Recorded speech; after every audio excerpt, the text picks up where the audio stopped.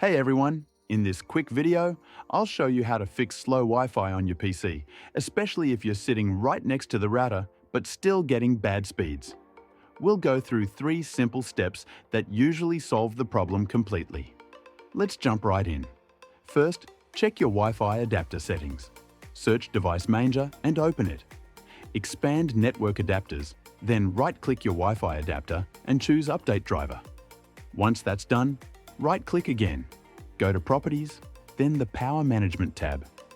Make sure to uncheck the box that says Allow the computer to turn off this device to save power.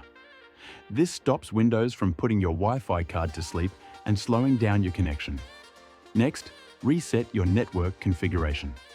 Open Command Prompt as administrator and run these commands one by one. netsh winsock reset, netsh int IP reset, ipconfig/release, ipconfig/renew, and ipconfig/flushdns. You will find these commands right in the description below. Once you've done that, restart your PC. This clears out old network settings that might be slowing things down. Finally, force your Wi-Fi to use 5 GHz. Open Device Manager again. Expand Network Adapters. Right-click your Wi-Fi adapter and select Properties. Go to the Advanced tab and look for something called Preferred Band, Wireless Mode, or Band.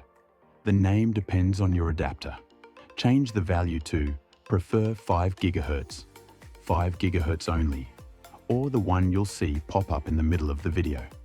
Click OK, then disconnect and reconnect to your Wi-Fi network. And that's it. If it helped you out, don't forget to like and subscribe for more quick tech fixes.